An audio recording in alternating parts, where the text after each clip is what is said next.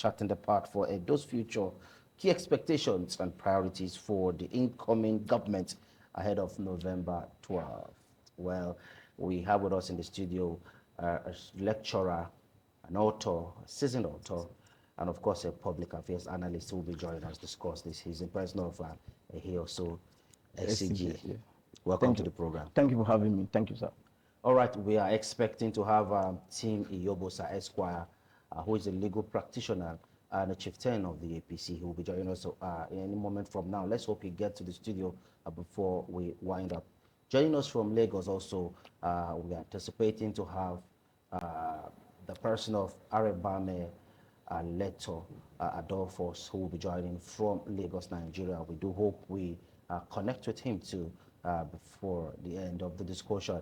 But before we connect with Honorable Aleto Arebame Adolphus and hoping to have Tim Yoba join the conversation, let's get to SCGA in the studio. SCGA, a whole lot has been talked about the anticipated handover.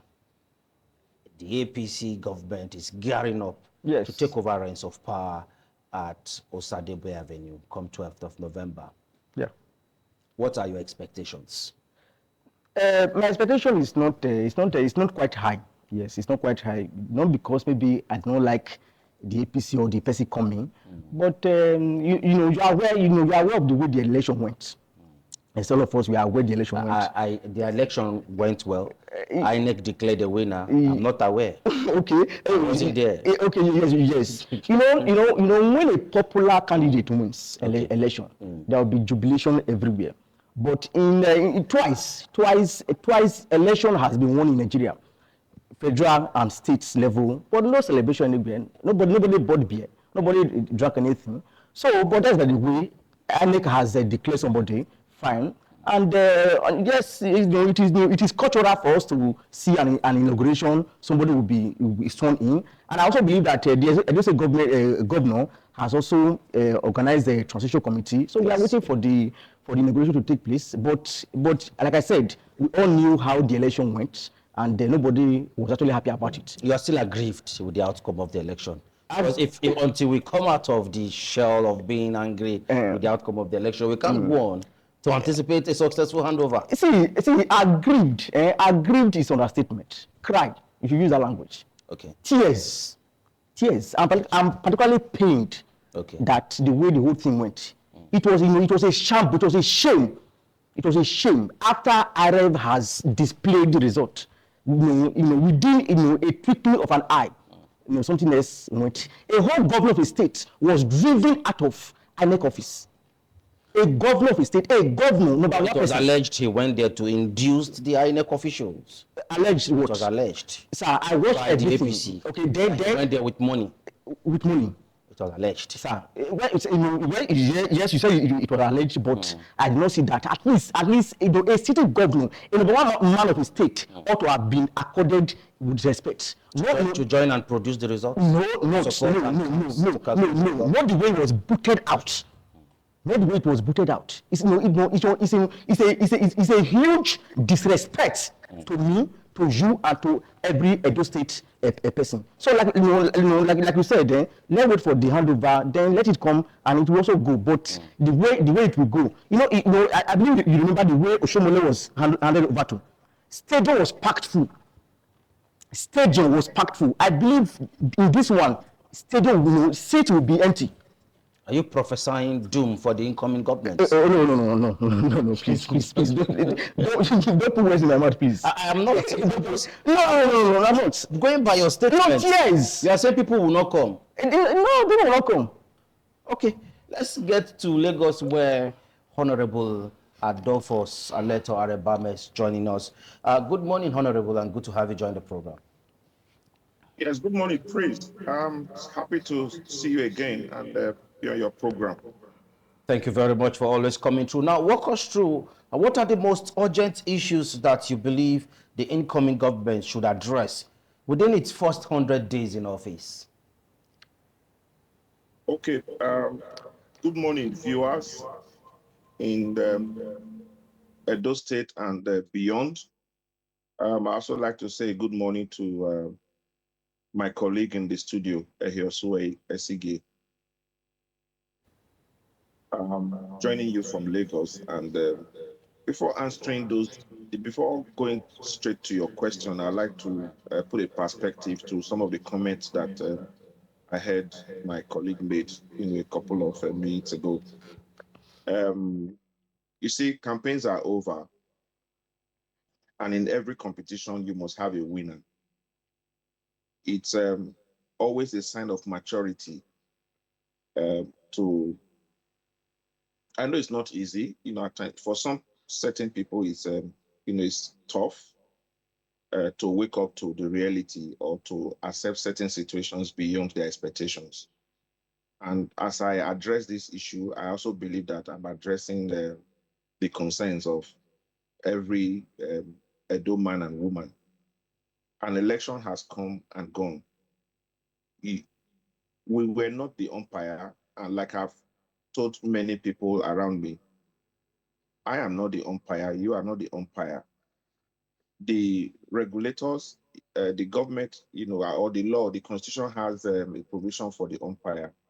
And if the umpire has come out to declare a winner among competitors, I think that it is a sign of maturity and responsibility on our part, both as observers and as players, even as commentators, to accept such position. It does not augur well for our democracy or for our system for us to continue at every point in time that election is conducted, for us to continue to fight those people that are supposed, to put an eye on the election for us. The best we can possibly get, even the governor himself, the best that he can possibly get is to know the result, the physical result of his own unit, because the law does not permit anybody to uh, parade or to move from one location to the other during the elections. So the best that the governor can get, or anybody, in the state can get, is to know and observe what happens in his unit where he cast his vote. So I always tell people that in my unit, where I cast my vote, it was a peaceful election. It was a well-conducted election, and I gave a thumbs up to INEC, for doing that. And in my unit, my candidate won because I worked for it. In your own unit, I don't know if there was any form of chaos, if there was any form of killing, if there was any destruction. But if the election was peaceful in your unit, I'm talking generally now. If the election was peaceful in your unit and a result was declared, the best information you can have is what happened in your unit. And perhaps maybe if you now coordinate with me, I'm now able to share my experience, with what happened in my unit. And that's why generally we all agree that that election was very peaceful, it was very credible, and it was fair. Because every result that came from, the story that came from every unit was a story of peace, not rancor. So if you do not have the power, to see what happened in other units, and then the umpire who has the power, to see, during collation and the declaration, that has the powers to see what happened in other units, now says this is the position. Okay. I think that yes, we may have our biases, perhaps because of past experiences and their actions. We may have our biases, but you see, we are a state. Edo State is a peculiar state, and we have a way of doing our own thing. Okay, so I think that I've always preached and admonished people that look, an election has been conducted. Let's not give a false narrative. Let's not give a narrative based on our own understanding. Rather, if we have asked a referee, to um, to All right. to We supervise need a to cut the game, break quickly. we should be matured enough to accept the result from that referee. Okay, And that is Honorable just the way I Aneta. want to All right, quickly. we had the honor of having with us Barrister Tim Yoba, a legal practitioner, and he is also a civil rights activist. Thank you so much for coming, Barrister Tim. Thank you very much. Good morning. Okay, Honorable Aleto, you were on the floor before we went on that break. Can you quickly land on your thoughts so that we can return back to the studio and continue where we stopped? Because I was just going to conclude. So having made that background, I'm saying that, elections are over now, campaigns are over. This is the time, to govern. I'm admonishing and appealing to all Edolites that, we should put our hands together. We have a winner. We have a governor-elect who by November 12th will be sworn in as the substantive governor of the state. So I'm appealing to every one of us, to put our hands together. But I draw your attention to a little Bible story, that we're told of Solomon, with those two women. Two women came before the King Solomon, and one was saying both of them were laying claim, to the ownership of a child. And with simple wisdom, the king said, okay, slaughter the child and share it into two so that each person can have a piece. But you see, the mother of the child, who had compassion, and love for the child, decided that, she would rather not have the baby and let the other woman have the baby. And in the wisdom of the king, the king decided that the one that had the passion was the owner of the child. So if we just oppose that against what is happening in the state, many of us cannot say because we are hot and we were not our party or our favorite candidate did not win the election, then we begin to say negative things about the state. No, it is wrong. It means that you never had good intentions for the state, from the get-go. What I implore everyone to do, whatever party that we belong to or you belong to, is to now, begin to take position and then pray for the state, for the success of the state. Pray for the governor-elect, and that God should give him wisdom, to be able to deliver on his promises. Because at the end of the day, when the governor-elect does that, it is going to be a good story for every one of us. Right. Thank you for giving me that opportunity. I know I have not answered your question, but we can do that, after this. No, it's okay. We'll get back to you in a moment. Barrister Tim, well, the government has not really got into office. The governor-elect, they've not really taken over the government. But however, people are already saying there seems to be heavy problem ahead. There are allegations that the people surrounding the governor-elect may not give him opportunity to work effectively. Do you agree with that assertion? Let's be objective here.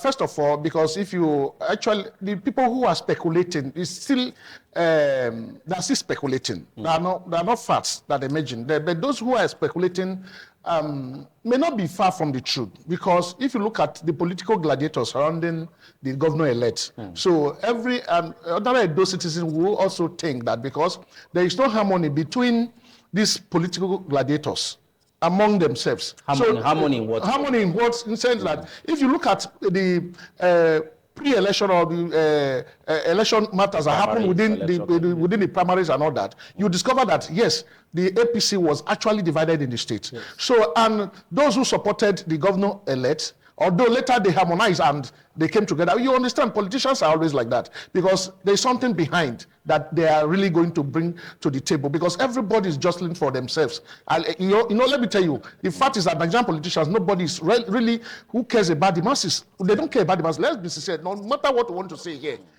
average politicians don't care about the masses. They care about what they are going to loot for themselves and their generation unborn. That is what they are interested in. So that is from that angle. Edo people are all anticipating that because there is a conflict of interest among the political juggernauts from the APC, they are speculating that certainly because of the naivety, less face reality. If you look at the governor-elect, he has not been in politics before now. Yes, we know that he's the current senator serving Edo Central. But in the long run, that is the first time he's contesting an election. And before then, nobody have actually is unknown when it comes to the political background. It's unknown to Edo people. So are you saying he might be missing in action when he gets to what we are trying to say is that let me tell you one thing. All those people who are speculating, they may be wrong because once you are sworn in as a sitting governor, you have wedded power to yourself, so you can do anything. So people are just only speculating based on the fact that if you look at the body language and the composure and the charisma of the governor-elect, people are thinking that he's naive, that the political gladiators surrounding him will actually hijack power from him. That assumption is not totally out of place. But what we are saying is that let him resume first. Once he resumes, you may see the other side of the governor-elect that we've not seen, because we don't know him much. Because apart from the fact that during the campaign and all that, because he's not a man of, he's a man of few words, and it seems if you look at him, I'm not sure he has phobia for maybe or anything at all. But we know that within this time now, they may have tutored him, they may have lectured him what to do and what not to do as a sitting governor. So when he resumes by God's grace in November, you may see another entirely. Okay. But that cannot be ruled out. But I am not saying that those who are speculating, they are totally wrong because of the scenario of what is happening within the state. So certainly those who are anticipating that there is going to be issues or here and there, and we are even hearing from the background now whether that true that fact or not, but that some certain things are happening within even the camp. But we don't know actually, because I've not read it from the mainstream media to see if actually such is happening. But if you go to social media, you see all manner of things happening. You read up, because we don't believe much about social media. But on the long run, there is no smoke without fire. Okay, now Ehiosu, quickly help us. What are the most urgent needs for Edo State, especially as we're having a new administration? Okay, please, can I react to what Mr. Please, let's move forward. Let's move forward. Please, because a child beating should not be forbidden from crime. Were you beaten here now? No, it's a parable. A child beating should not be forbidden. So I want to react to what he said. Make it very short. Okay, yes. But however, that was his opinion. Okay, fine. Wait, let me let it slide. Let it slide. Right. I believe there's something I believe in, that when you remove hunger from poverty, you have conquered poverty. When you remove hunger from poverty, you have conquered it. I believe what this incoming administration need to tackle headlong is insecurity. Okay.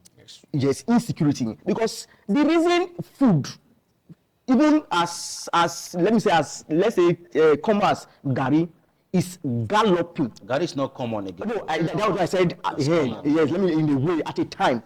Because when I was in the village, when I bringing Gary to Bini, I would say why? Because I thought, because in village we get it. So the reason this insecurity today, the reason Gary is galloping today is because of, at a time, the hugeness of insecurity in Nigeria was too much. People can't go to farm. If this government, if this incoming administration want to have it correctly, want to have the love of the Edo people, there should be what? A huge investment in what? In security. I believe currently Edo State gets about 900 million naira as security vote. Yes, that money should be judiciously invested in policing Edo State. All the forest should be combed. All the pathway that leads to Edo State, Benin City, Auchi, Ekpoma, Ujogba, my community, should be highly policed. And I believe if this incoming government can do that, although he promised us something else, you are aware. He promised us. That was a slip of tongue. Let's not go there. Those are the past now. Okay, fine. It's like you are still dwelling in the past. I said a child beating. It shouldn't be forbidden from crying. Go ahead and cry. Cry very well. Okay. So please, insecurity, please. Okay. Insecurity, please. Well, let me just quickly. You see, he's talking about insecurity. That is true. One of the main problems we have in this country, not just Edo alone, is insecurity. Yes. That has actually added to the skyrocket of food. There's shortage of food in this country. Yes. But we should also know that the governor, as a sitting governor, saying he's the chief security officer of the state, is a mere appellation. Yes, it is a title. All the security architecture is in the hand of the federal government. Yeah. That is why they can use it. For instance, I was thinking that, look at it, just the local vigilante during the election, because of selfish interest, They banned the local We asked vigilante. not to work. Now, they are not working now. You know that in Benin City now, crime rate has increased. You watch everywhere, they will rob POX operators and here and there. I watched the other one that was shot on the leg. You see, these things were not there before now. So please, what you should do first of all, you should forget about politics. Politics has come and gone now. Yeah. Campaign has come and gone. So he is the governor of Edo people, not the governor of APC. Not the governor of PDP, not the governor of a particular session. He's not the governor of the Edo Central. He's the governor of Edo, every Edo citizen and anybody who also live in Edo State, who domicile in Edo State. He's the governor of everybody in Edo State. So he should take the bull by the horn by leading well, so that we can nip in the bud the insecurity issue he's talking about. Okay, because I doubt if he has the power. Forget about the security vote. Now 1 billion naira as security vote for a governor cannot even do anything as far as the security issue is concerned. But he has to work in synergy with the federal government, because we know before now the state is at loggerhead center. That is why we're deprived of many things that the state is supposed to be enjoying. We have a new commissioner of police now. Let's hope the narrative will change. Talking about the new commissioner of police, don't take directive from the governor. We're talking about insecurity anyway. One of our artists was attacked, the DJ on one of our programs, around Ring Road, yes, at gunpoint.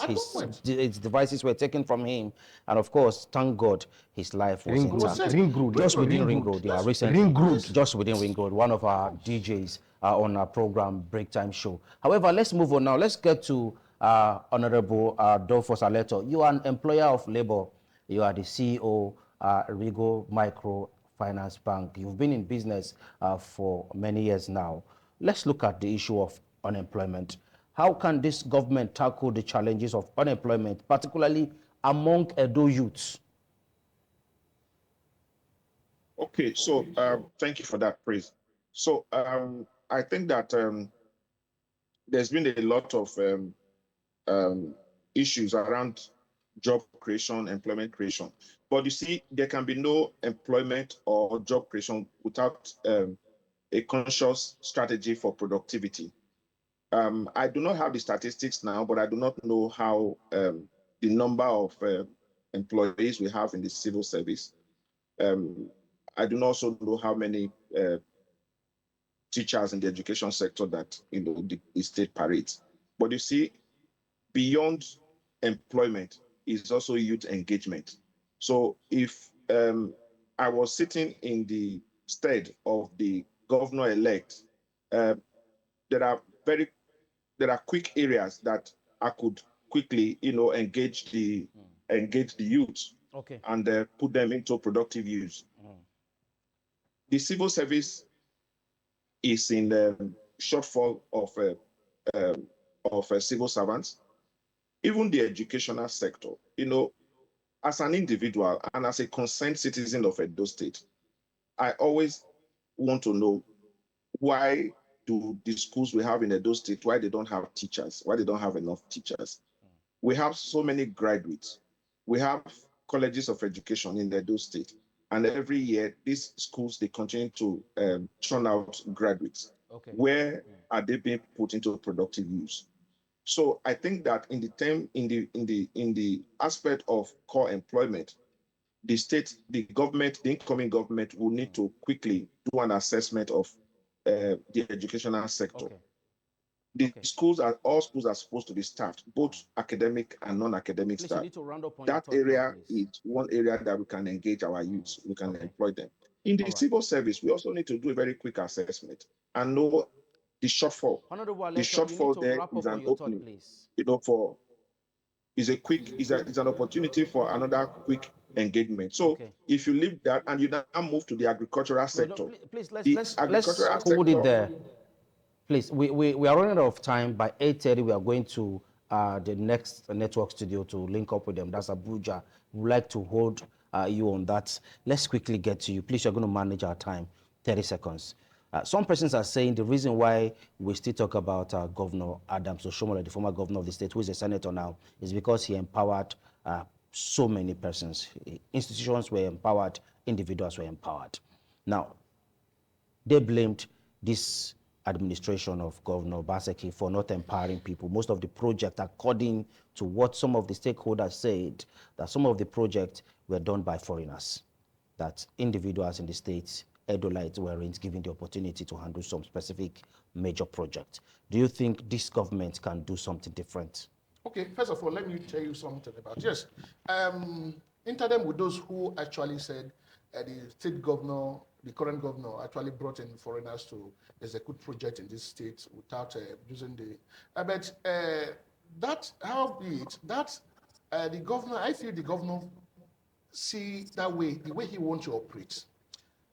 Was those projects actually executed? Because I remember that there were some projects, a lot of abandoned projects in these states that were given to indigenes like us, who collected this money and ran away. So maybe that informs the governor by saying, no, let me use those outside the state. Okay. Of course, it's not all that, it not go down. We don't have with, time again. with, No, the, with the people. But on the long run, like my other colleague said on the other, see, if you look at Edo State Civil Service today, the state governor, to be fair to him, Yes. it seems those who are not in the know should come and find out what is happening in the civil service.